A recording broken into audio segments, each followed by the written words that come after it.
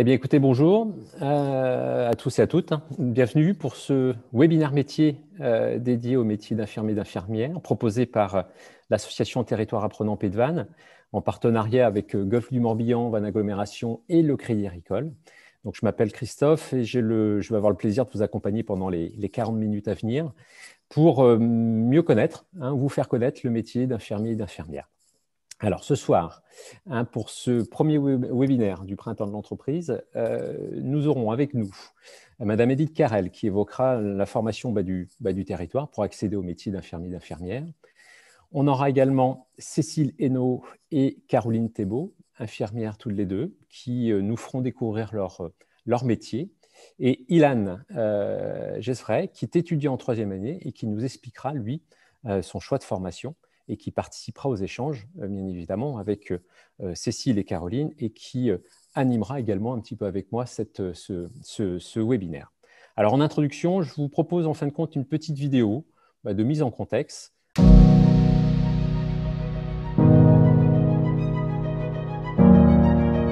L'élément déclencheur a été ma première année de médecine, où j'ai eu ma grand-mère qui était gravement malade. Il y avait beaucoup d'infirmières autour d'elle et c'est là que j'ai eu le déclic pour me dire que je veux être infirmière.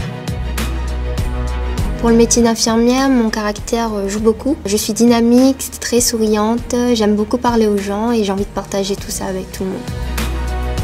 Dans le métier d'infirmière, on apprend à être humain. Avant tout, il faut être empathique, ce qui donne son charme au métier. Lors de ma première année, j'ai eu mon premier stage en gériatrie qui m'a beaucoup marquée parce que je me suis rendu compte qu'une infirmière, ce n'est pas juste une technicienne de soins, mais surtout une confidente avec les patients. Aujourd'hui, je suis en cardiologie pédiatrique à Necker. Je prends soin des tout petits, ça demande beaucoup d'attention et c'est génial comme stage. Quand je me réveille le matin, j'ai très envie d'aller à l'école d'infirmière parce que c'est une formation en 3 années où on a des formateurs qui nous suivent tout au long de nos 3 années, qui nous aident vraiment à mieux voir dans notre projet professionnel. Les grandes qualités à la PHP, c'est que nous avons beaucoup de services qui nous permettent de bouger partout. Ça permet aussi de nous former mieux techniquement et aussi au niveau du relationnel. Et puis on a beaucoup de formations qui nous permettent de nous remettre à jour.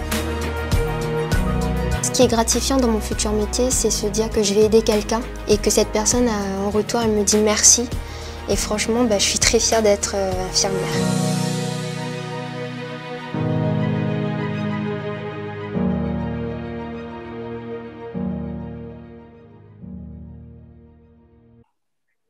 Merci. Donc, avant de laisser la parole à Madame Edith Carrel qui nous évoquera la formation ici sur le territoire du Pays de Vannes, à l'IFSI de Vannes, je voulais partager avec vous quelques éléments chiffrés de contexte sur le métier d'infirmier et d'infirmière, sur lequel on pourra y revenir dans nos échanges tout à l'heure, si vous le voulez bien.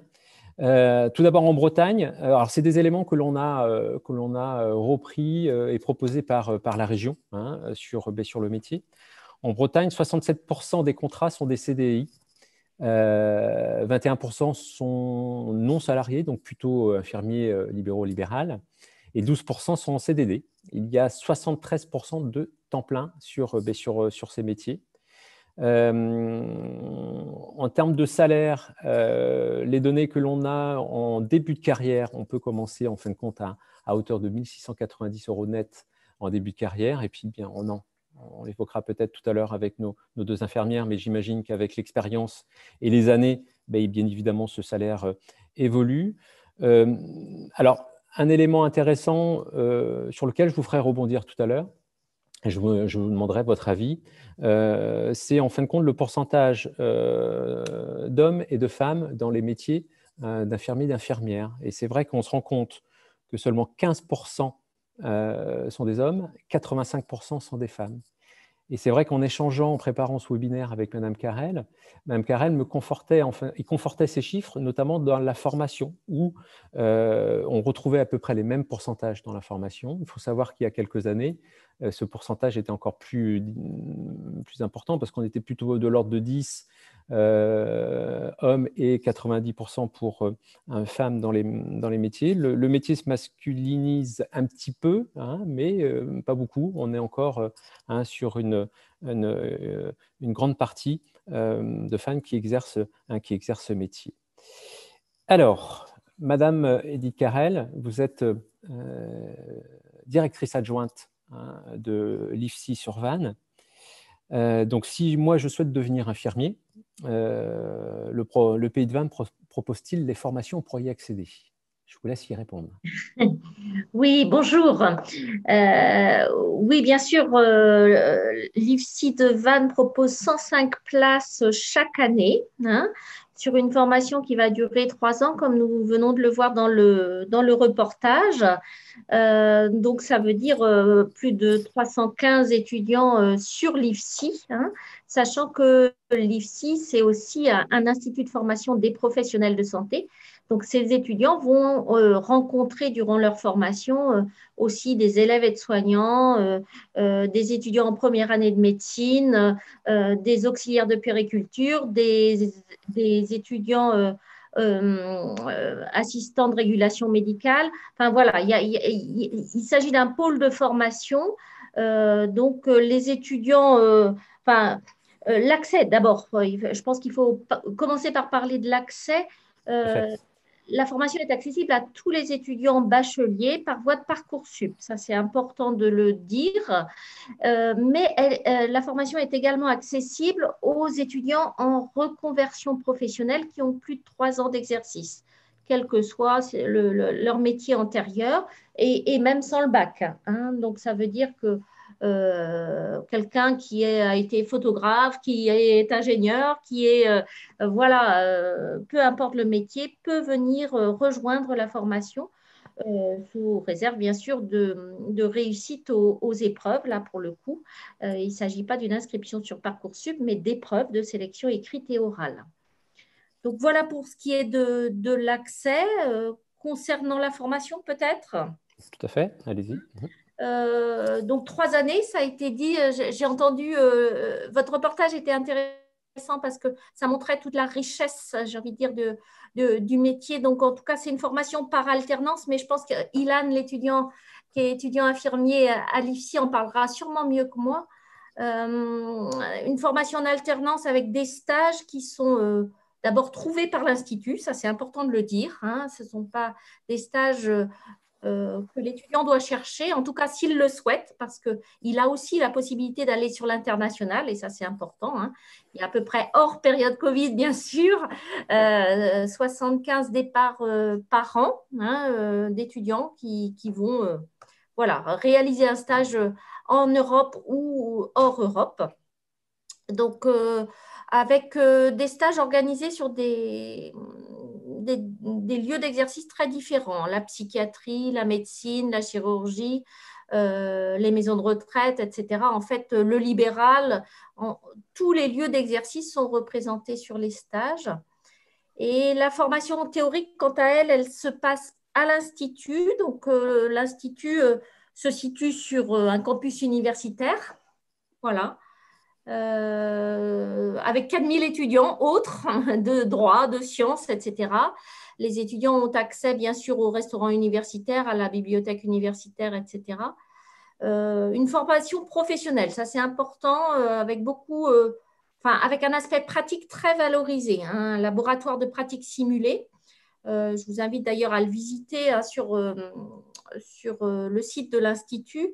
Il y a une visite virtuelle si vous le souhaitez. On a organisé tout un étage de l'Institut comme dans la vraie vie, j'ai envie de dire, comme si on était sur un service de soins.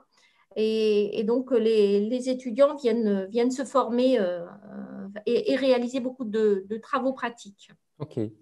Voilà. J'aimerais bien, parce que du coup, on a préparé un petit peu ce webinaire en amont, j'aimerais bien que vous évoquiez en fin de compte 2 chiffres, moi, qui m'ont énormément surpris et qui valorisent bien évidemment ces métiers. C'est le taux de réussite de la formation et le taux d'accès à l'emploi.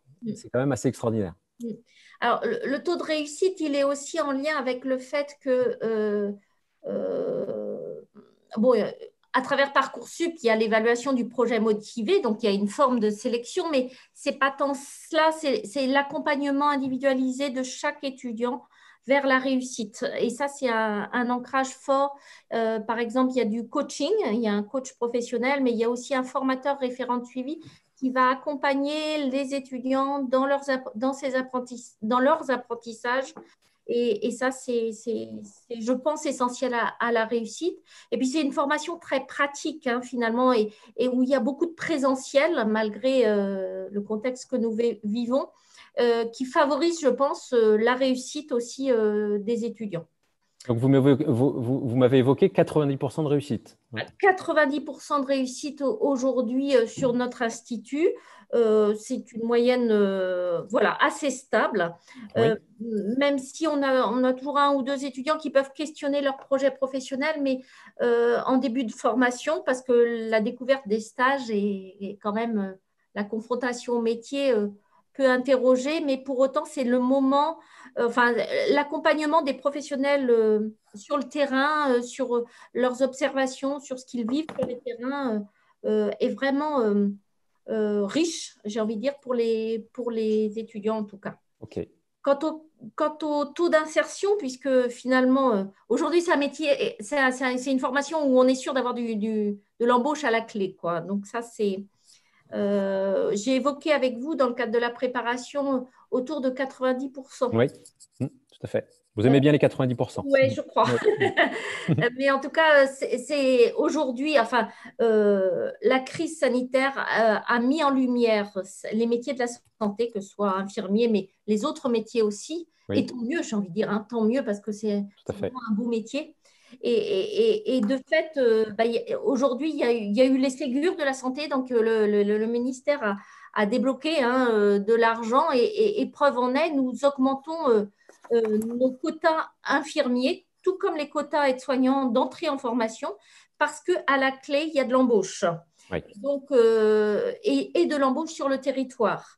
Donc, bon, aujourd'hui, on sait que, je pense qu'Ilan en parlera peut-être aussi sur son… Je ne connais pas votre projet, Ilan, mais en même temps, on voit que les étudiants, ils aiment bien aussi bouger ou sortir de leur formation ou rester, pour un certain nombre d'entre eux, sur le territoire. Mais en tout cas, quel que soit leur projet, aujourd'hui, il y a de l'embauche. OK. Bon, en tout cas, merci, Madame Carrel, pour ces éléments de présentation de formation. Donc, on est vraiment ravis de savoir qu'ici, sur le territoire de Pays de Vannes, on a une école avec un tel taux de réussite. En tout cas, bravo. Je voudrais laisser maintenant la parole à nos professionnels du métier, parce qu'on est là pour en savoir un petit peu plus hein, sur ce métier. Donc, on a la chance d'avoir avec nous Cécile et Caroline qui vont nous expliquer un petit peu leur métier. Cécile, j'aimerais bien commencer par vous et que vous nous expliquiez un petit peu voilà, qu'est-ce qui vous a amené à faire ce métier. Oui, alors bonjour. Bonjour.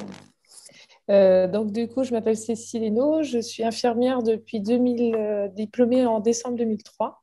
J'ai fait mon école d'infirmière à Paris aussi, dans les Hauts-de-Seine, à l'assistance publique des hôpitaux de Paris, comme votre documentaire au début.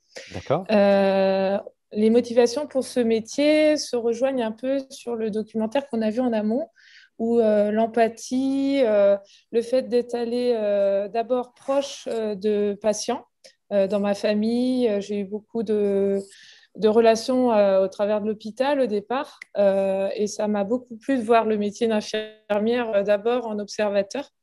Et du coup, je trouvais que les compétences et comment dire, les atouts de l'infirmière, on les a bien expliqués dans le documentaire en début de programme, du webinaire, où il y a justement l'empathie, que je reviens dessus. Hein. Il y a aussi la résilience, donc c'est-à-dire l'envie de faire progresser le patient, le fait d'être observateur, de travailler en collaboration. On est en équipe, on n'est pas tout seul forcément. On va toujours être en lien avec une équipe paramédicale ou médico-chirurgicale. On va avoir aussi un rôle de prévention, d'éducation pour la santé et de promotion aussi pour la santé.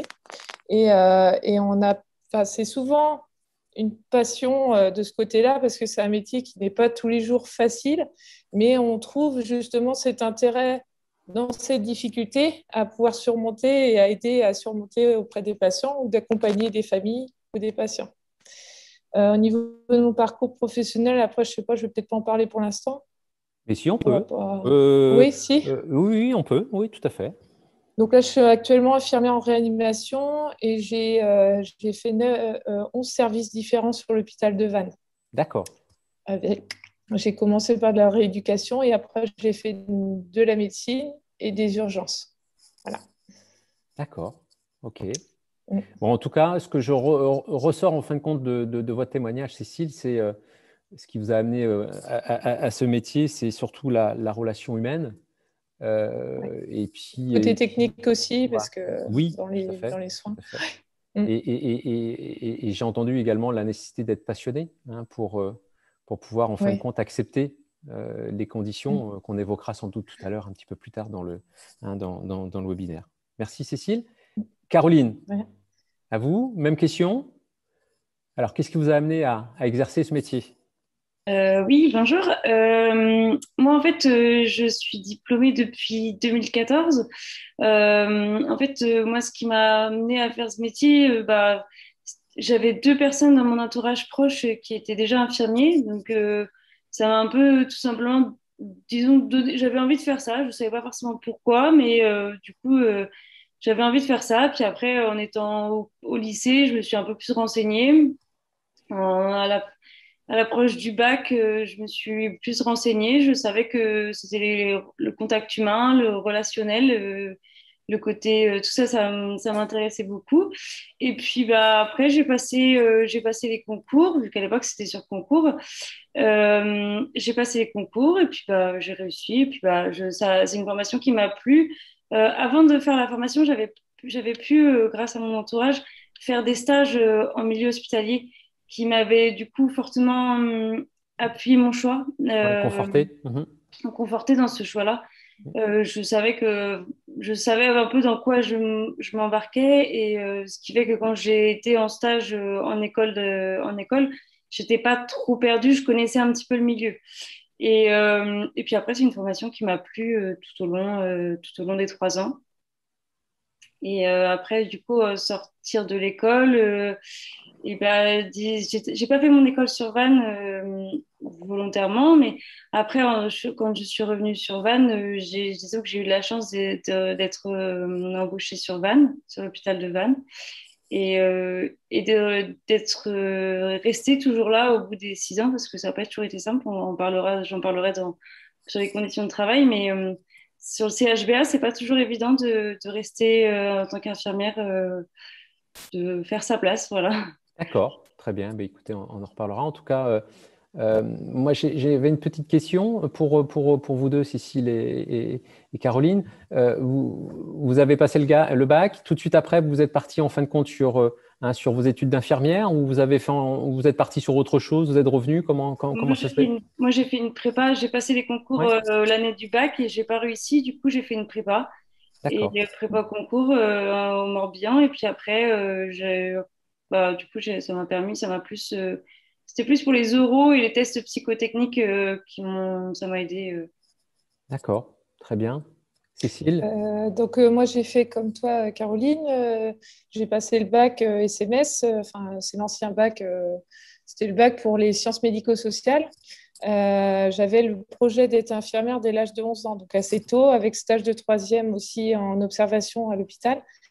Et du coup, pareil, j'ai fait la première tentative l'année du bac et pas forcément de réussite. J'avais fait que 3 concours. Et donc après, j'ai fait une prépa concours aussi et ça a fonctionné. Je suis Ok. bretonne hein, d'origine, mais j'ai eu le concours à Paris. Voilà. On était assez nombreux. On était au Bon, Parc des Expos.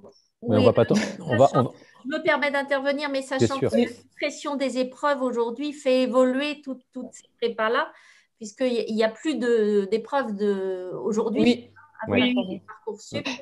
Donc, les prépas n'ont plus n'existe plus. existé Ouais. classiquement, en tout cas pour les bacheliers. Euh, Mhm. Après, il y a les personnes qui sont en reconversion. Là, on est sur d'autres modalités. Oui. Mhm. Oui, parce qu'on voit bien avec vos deux profils, Caroline et Cécile, que ben, c'était une vocation et assez vite, hein, vous êtes partis sur ces oui, métiers. Mais c'est aussi important de dire, hein, comme vous disiez, Madame Carrel, c'est que ça peut être aussi de la reconversion et qu'on peut tout à fait, hein, à 30, 35 ans, repartir en école d'infirmier, d'infirmière hein, pour se former. Ça, c'est important. Et c'est important de dire que c'est possible. Ah oui. Voilà. Ilan, tu vas te présenter. Tu es toujours en études, en 3e année. Hein. Même question. Qu'est-ce qui t'a poussé, hein, à t'investir et à te former à ce métier? Moi, je me retrouve vachement dans le profil de Caroline, puisqu'il y a 2 personnes dans mon entourage aussi qui étaient infirmières de la famille. Et donc, c'est un peu par curiosité au départ que j'ai été vers ce métier-là. J'ai aussi pu effectuer durant mon année de terminale des stages d'observation dans le milieu médical, donc un peu pour voir, se confronter un petit peu mes a priori et la réalité. Et donc, ce que j'ai vu m'a plu, donc le contact humain, les gestes techniques et un peu cette ambiance de travail en équipe qui peut y avoir dans les services. Et donc, suite à ça, moi, ça m'a donné envie d'exercer ce métier-là. Donc, j'ai été en prépa déjà sur Vannes, et donc j'ai ensuite passé mes concours et je suis rentré en école à Vannes. Et, euh, et après, je trouve que c'est plus dans la formation que j'ai encore plus découvert le métier et que j'ai encore plus découvert de choses qui me plaisaient dans ce métier-là et qui m'ont donné envie d'exercer. Bon, bravo. Et toi, Ilan, du coup, pareil, très très vite, hein, tu t'es dirigé vers ce métier. Moi, je dirais pas que c'est une vocation parce que je me suis décidé que vers l'âge de 16-17 ans, quand on me pressait un petit peu pour choisir une filière au lycée et que je savais pas trop quoi faire. Et donc, au départ, c'était vraiment par curiosité, puis au final c'est devenu une véritable envie. En tout cas, j'entends que l'IFSI valorise et conforte le choix des candidats. Donc, en tout cas, ça veut dire que la formation est de qualité, en tout cas. Ouais. Alors maintenant, j'aimerais bien que vous nous expliquiez un petit peu votre quotidien, Cécile et Caroline, parce que du coup, on a vu tout à l'heure que voilà, ça pouvait être aussi un métier à vocation. Pas toujours facile. Est-ce que vous pouvez aussi nous confronter à votre quotidien? Alors, Cécile, on a évoqué tout à l'heure le fait que vous aviez pu, en fin de compte, exercer dans 11 services différents. Je sais que Caroline, vous avez évoqué aussi en EHPAD. Ça pourrait être intéressant aussi d'avoir votre témoignage sur le quotidien, hein, lorsque vous exerciez en EHPAD. Cécile, si tu peux du coup évoquer ce quotidien. Le quotidien, donc c'est un métier qui commence relativement tôt, hein, pour tous les services. La majorité du temps, on commence nos journées aux alentours de 7h moins le quart, 7h du matin. Après, il y a des services qui sont en 12 heures, d'autres services qui sont en 7h30 en journée, en horaire du matin ou de l'après-midi. Il y a une équipe de nuit pour certains services où ce n'est pas la même équipe. Là, actuellement, dans le service où je suis en 12 heures et on alterne jour et nuit. Donc, on fait les deux tranches horaires. C'est la même équipe qui fait tout. Donc, voilà. Après, le quotidien, à chaque fois, on arrive, on prend les transmissions des patients et après, on enchaîne sur la journée de travail qui peut être diverse en fonction de la catégorie du service où on se trouve, que ce soit chirurgie, gériatrie, psychiatrie ou médecine. Après, je ne sais pas si Caroline, tu veux compléter. Je ne sais pas comment faire. Ou est-ce que on fait les soins en gros, Oui. la journée. On travaille avec le médecin qui va faire la visite pour des services où il y a de la médecine, la chirurgie. En service de gériatrie, on a des prescriptions aussi. On a besoin, si le médecin va passer aussi dans la journée, hein, on y en fait à Auray. Oui. Voilà. Et après, on doit tracer nos soins, tout ce qui est administration de médicaments, pansements, prise de sang. On agit sur prescription et après, on a notre devoir de signaler dans les constances s'il y a des anomalies auprès des patients, s'il y a besoin aussi de contacter des familles. Enfin, il y a tout un côté administratif aussi, de manière générale, qu'on peut avoir besoin. Appeler une assistante sociale, un psychologue, peut avoir ces besoins-là, les kinés aussi. On travaille en collaboration avec les soignants, les agents aussi de services hospitaliers.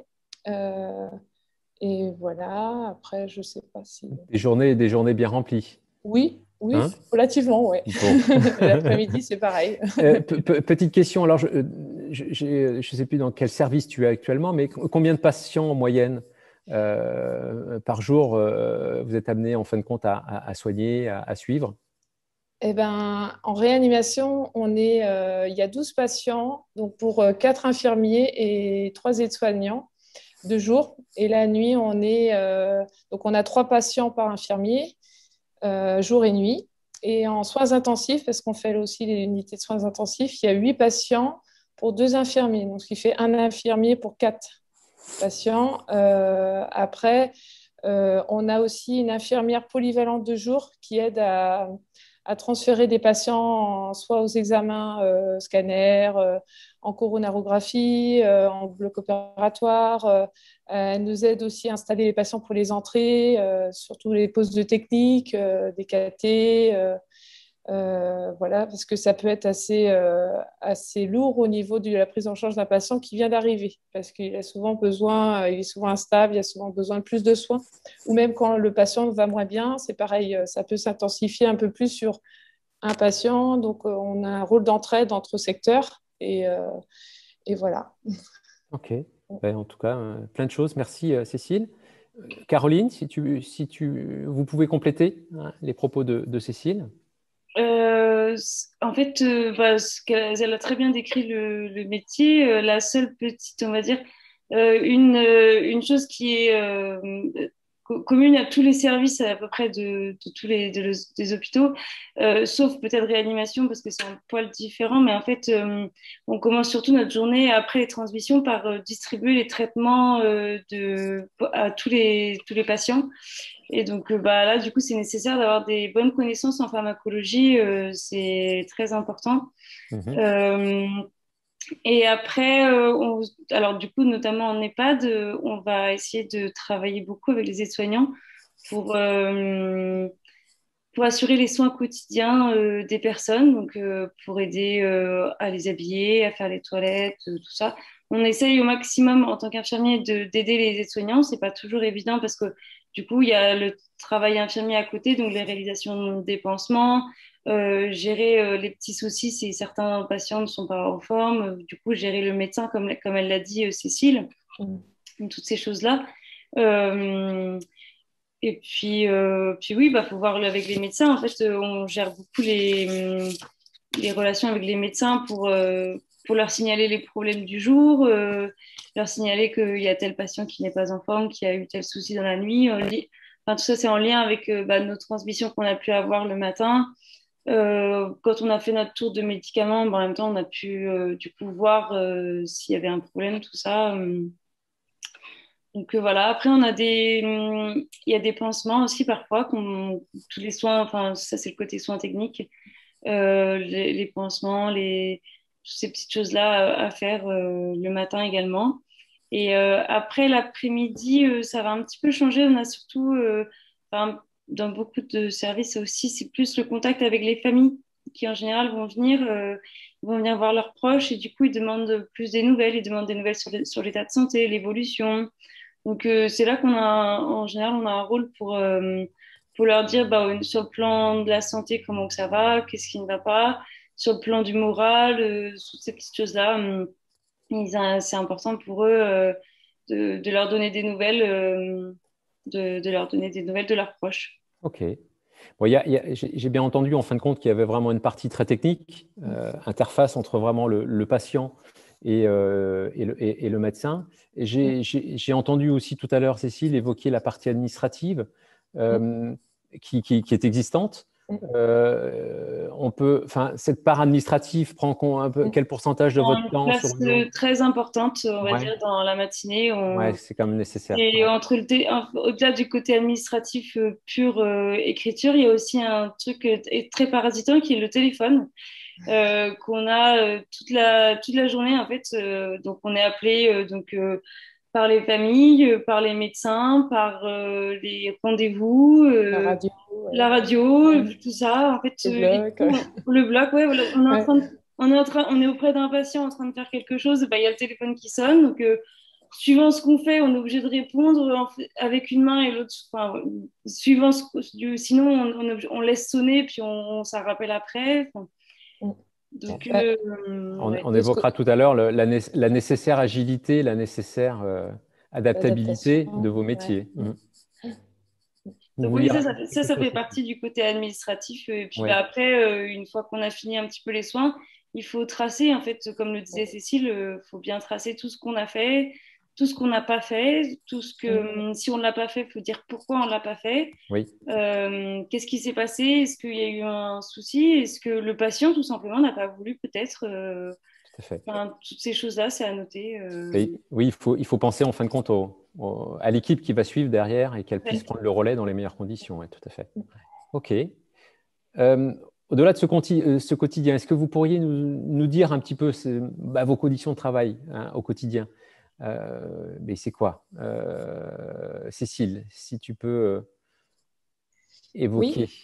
Oui. Donc, du coup, on travaille, comme je disais tout à l'heure, en collaboration avec d'autres professionnels. Donc, on travaille, comme tu as dit, Caroline, avec les aides-soignants, par exemple, pour faire les rôles propres, les soins de nursing, la toilette. Ça reste un soin qui fait partie de nos compétences infirmières. Et on a besoin aussi d'eux pour nous aider à faire installer un patient, que ce soit au fauteuil, faire des pansements. Après, on travaille justement avec le médecin. Chacun est un peu un rôle de surveillant du patient dans le sens où on doit voir toute anomalie. Chacun a un peu sa partie en réanimation. On reste très poussé sur chacun a son domaine de compétences au niveau les soignants. On va faire la température toutes les 4 heures, on est très chronométré, on est très poussé parce que le patient doit être stable et doit s'en sortir. Après, on a peut-être moins de patients par rapport à la gériatrie ou les services de médecine. Donc, ça peut être confortable, entre guillemets, mais en même temps, pas toujours. Ça dépend. On travaille justement avec d'autres professionnels, comme on a abordé avant, le kiné pour la réhabilitation à l'effort, éviter de mieux respirer, par exemple, par rapport au coronavirus ou d'autres pathologies respiratoires, une intubation. On va avoir besoin aussi d'une psychologue pour des fois des accompagnements difficiles. On peut avoir des prises en charge qui peuvent être complexes et on peut avoir aussi besoin de faire appel à l'unité médico-psychologique qui est basée aussi sur l'hôpital, qui travaille en lien avec le PSM, mais qui a quand même des professionnels qui sont des infirmiers de liaison qui peuvent intervenir.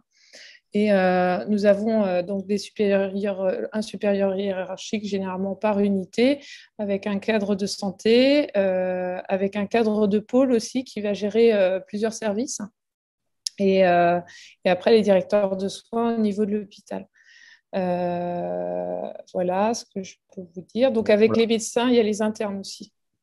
Bon, on a vu tout à l'heure, en termes d'horaire et en termes de conditions, qu'il fallait bien évidemment s'adapter aux horaires. Du coup, on ne s'impliquait pas dans ce métier d'infirmier d'infirmière en pensant avoir des heures de bureau. Enfin, voilà, il faut après, en fin de compte, à travailler en horaire décalé. Ça, on est sur un métier non routinier. Oui, voilà, tout à fait. C'est vrai, tout à fait. C'est toute la force de ce métier aussi, j'ai envie de dire.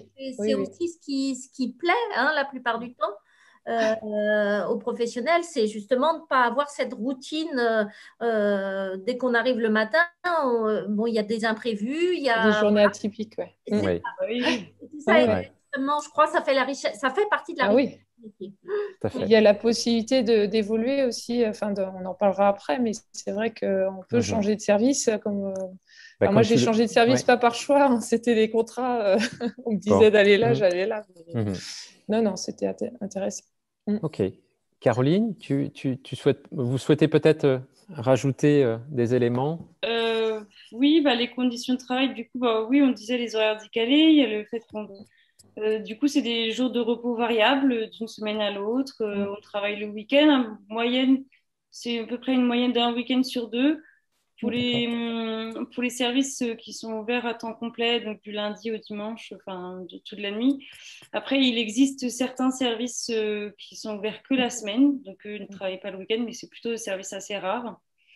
Après, qu'est-ce qu'on peut dire Oui, bah, il y a le travail en binôme avec les aides-soignantes, avec les kinés aussi, enfin, avec tous les autres Ouais, c'est vraiment personnels. un travail d'équipe, quoi. Mhm. Un travail d'équipe, oui, Ouais. ça c'est essentiel parce que c'est ça qui est important en fait, c'est qu'on ne peut pas tout faire tout seul et c'est important justement d'avoir ses collègues.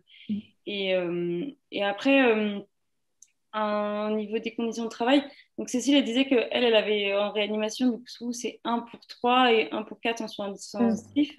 Mm. En gériatrie, du coup, on est alors sur Vannes, en Maison du Lac, on est à une infirmière pour 30 résidents. Et sur Auray, c'est une infirmière pour 45 résidents. Et D'accord. alors après, en chirurgie, là où je travaille actuellement, on est à une infirmière pour 14. Donc quand on a 14 patients, c'est sport aussi. C'est sport. Ouais. Ouais, il y a, donc voilà, du coup, bah, il faut savoir donc, quand on est sur le travail que bah, du coup, il y a des jours où, par exemple, quand on fait une matinée, bah, on fait 6 heures, à peu près 6h30 ou moins le quart jusqu'à 14h30. Bah, des fois, on n'a pas pris de café, on n'a pas mangé. C'est des petites choses comme ça, mais ça fait partie des conditions de travail. Alors, bien heureusement, c'est pas tous les jours comme ça, mais c'est des fois, ça arrive. Parce que l'activité, les patients, ils ont plus besoin ces moments-là. Enfin, c'est des petites choses comme ça. Il faut répondre présent, Voilà. présente. Ok. Et puis après, au niveau des conditions de travail, il y a aussi le fait que on est rappelé souvent. Par exemple, on peut être en repos, bah, s'il y a des arrêts maladie, on est rappelé. Faut être surtout quand on est au début de jeunes professionnels et du coup on est entre guillemets on enchaîne les contrats. Donc on est contractuel, du coup c'est important on va dire d'être disponible, donc de répondre oui quasiment tout le temps. Ça favorise du coup qu'on nous propose un autre contrat. Parce que ça, c'est une réalité du terrain aussi, hein. Sinon, alors oui, il y a de la demande, mais il n'y a pas forcément toujours des postes. Enfin, Ouais, oui. après, Il faut faire sa place quand même. Mhm. oui, oui, oui, ça, Oui. il Mhm. faut faire sa place. Oui, oui. Voilà, à peu près. Ok. Très bien. Merci en tout cas. C'est la transparence et la vérité du terrain, et c'est important aussi de l'évoquer. Merci en tout cas à vous. Ce sont des métiers très techniques, on l'a entendu tout à l'heure. Les compétences, en fin de compte, on met 3 ans, en fin de compte, à les acquérir. Est-ce que vous pouvez nous en dire un mot, ces compétences, Cécile? Euh, bah, Au début, quand on sort de l'école, on a souvent, comment dire, on n'a pas forcément toutes les clés, on les Ouais. apprend à l'école, mais pour les Mhm. mettre en application et être organisé du jour au lendemain, ça s'apprend Très aussi bien. avec l'expérience professionnelle. Oui. La confiance aussi en soi, on peut l'avoir aussi au travers des stages, au travers de la formation, mais quand on commence à être infirmier avec son secteur, son service, et en plus, comme on disait auparavant, on peut être mis sur un service qu'on ne va pas forcément avoir fait en activité au sein des stages, au sein de la formation. Ça peut être une découverte. Et justement, oui, ça, c'est très important d'avoir la capacité d'adaptation à, à différentes prises en charge du patient, parce que ce n'est Ok. pas les mêmes. Après, il y a des similarités hein, quand même, mais voilà. Et sinon, bah, par rapport en tant que professionnel, ça, on n'a pas abordé ce thème-là, c'est qu'on a quand même des formations internes au sein des services qui sont soit des formations institutionnelles que tout le monde va avoir au sein de l'hôpital, l'hémovigilance pour les transfusions sanguines, les formations au premier secours pour les FGSU. Généralement, ils les ont, enfin là, je parle technique, mais en gros, les premiers secours dans un service, on peut l'avoir eu en formation, mais on a besoin d'avoir des recyclages pour avoir des nouvelles procédures. Voilà.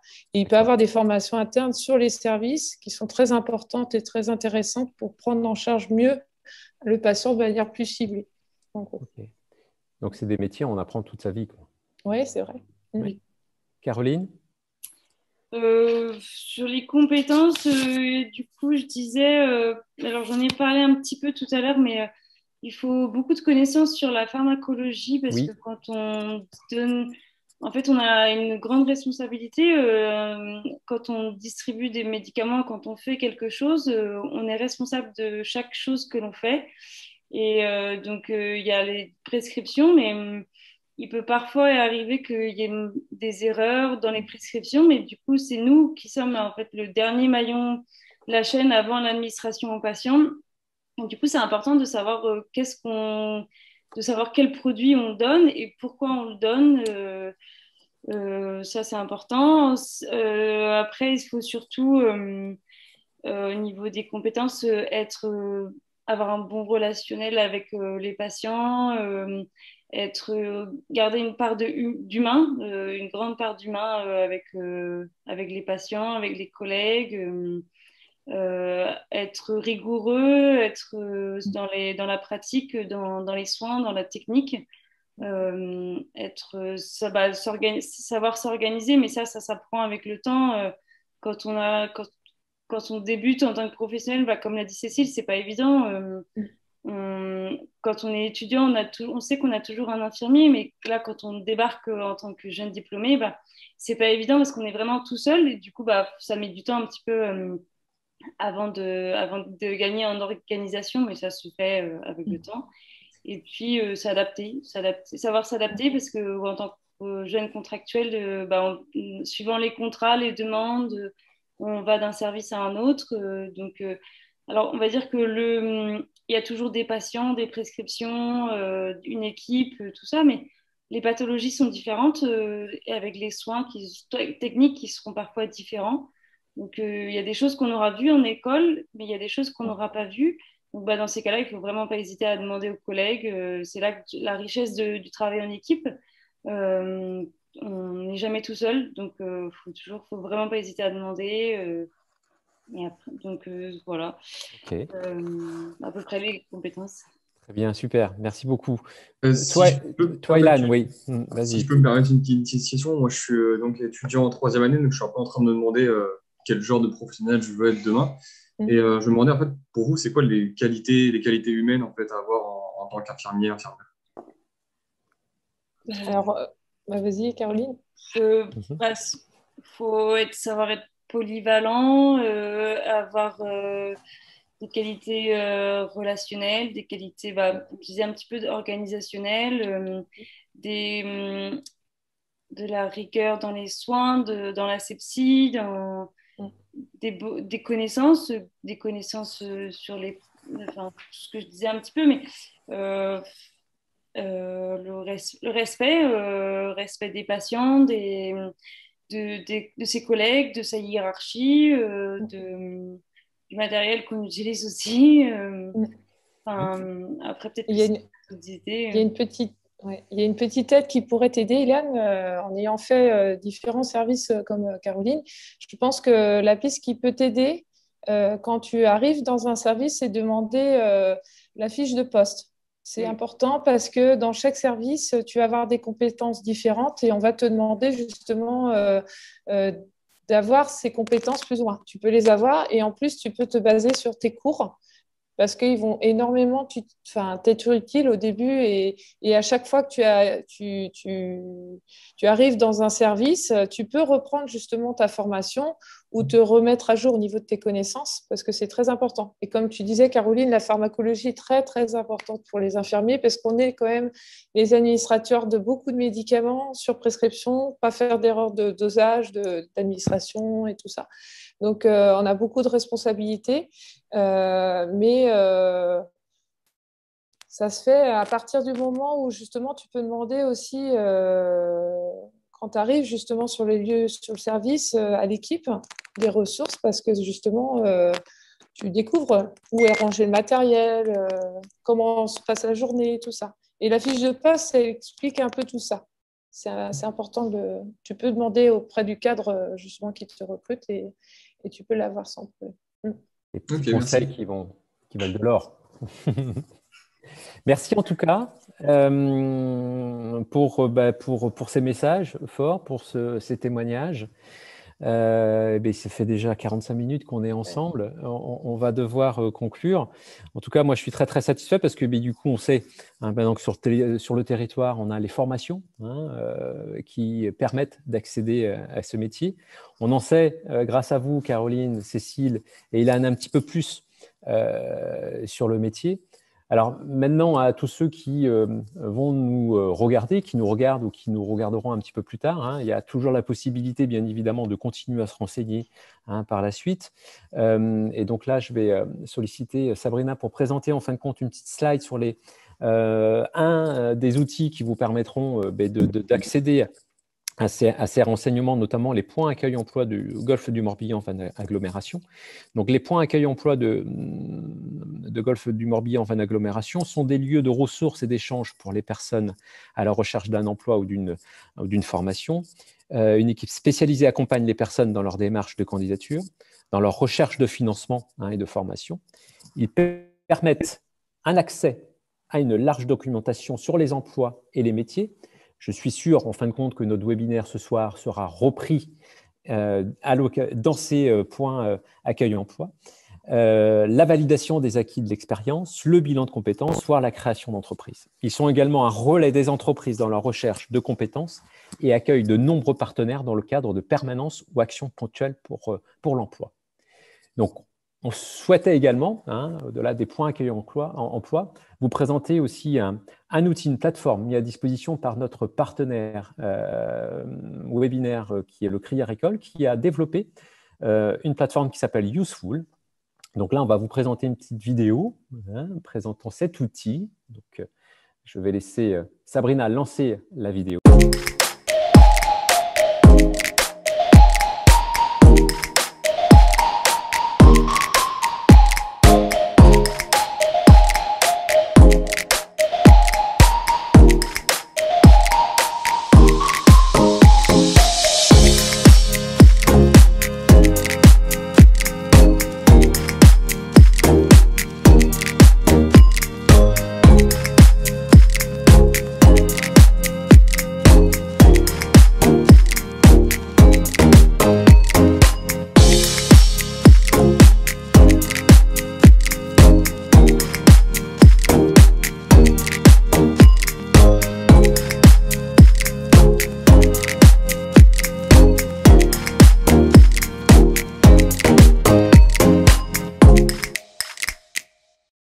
La plateforme Useful du Crédit Agricole, pour garder le contact avec les professionnels, le Crédit Agricole propose sa plateforme qui connecte les jeunes avec les entreprises qui recrutent.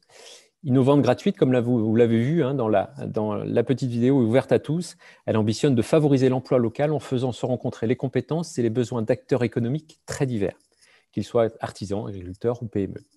L'objectif est d'aider les jeunes dans leur recherche d'emploi en les accompagnant de A à Z avec des offres accessibles simplement, les mettre également en relation avec des professionnels pour échanger sur leur orientation et l'emploi. Donc ça, c'est des moments qui sont importants, justement, ce lien que l'on prône à l'occasion du printemps de l'entreprise et cette connaissance du monde de l'entreprise. Les jeunes pourront également s'inscrire à des événements locaux pour rencontrer les entreprises qui recrutent. Voilà. En tout cas, je vous remercie beaucoup pour votre participation à ce webinaire. Et puis, écoutez, je vous dis à très, très bientôt pour un nouveau webinaire sur un autre métier avec Territoire Apprenant Pays de Vannes, Golfe du Morbihan Van Agglomération et le Crédit Agricole du Morbihan.